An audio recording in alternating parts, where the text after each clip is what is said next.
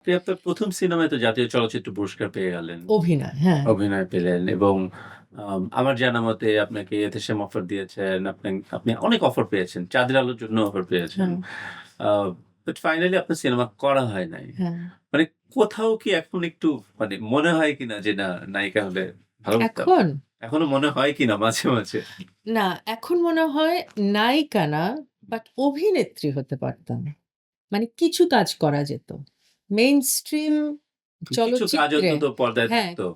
Mainstream নায়িকা, নাচ, গান ওটা না করে আমি আমার কাছে অনেক পরে মনে হয়েছে যে আসলে আমি টিভিতে কাজ করতে পারতাম কিছু। টেলিভিশনে কিছু মিনিংফুল নাটক আমার থাকতেই পারত। হ্যাঁ, যেটার অফারও আমি পেয়েছিলাম আসলে অনেক।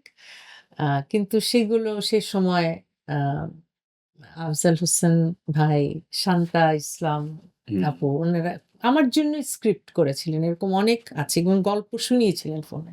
বাট তখন আমার মনে হচ্ছে যেহেতু ফিল্ম করব না, নাটকও করব না, মানে অভিনয়টা করবই না। আমি দর্শককে আর কনফিউজ করব না যে আচ্ছা আমি গানটাই করব। গান একটাতেই থাকি।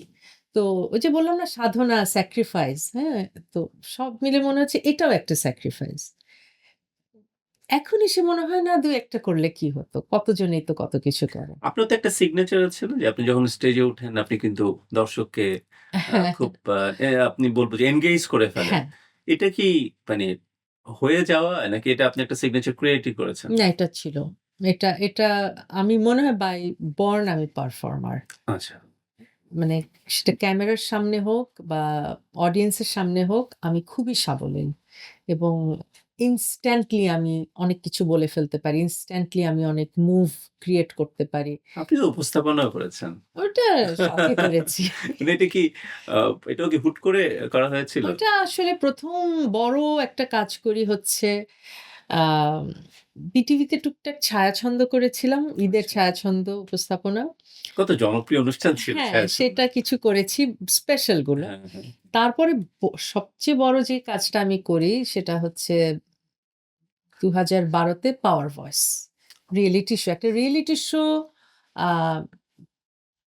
অ্যাঙ্কারিং করা আমার কাছে তাও সেই সময়ের অত বিগ স্কেলে আমার কাছে মনে হয়েছিল যে ওটা অনেক কঠিন ছিল আমার জন্য। কারণ আমি একটা রেগুলার একটা প্রফেশন এ ব্যস্ত। আচ্ছা। আমার বাচ্চারা আছে ছোট।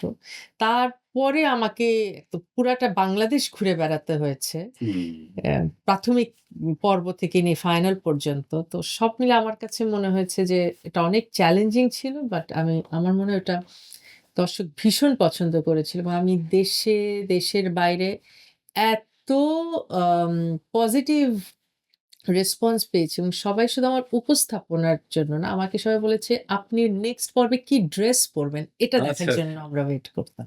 এটাও আমার খুব ভালো লাগতো।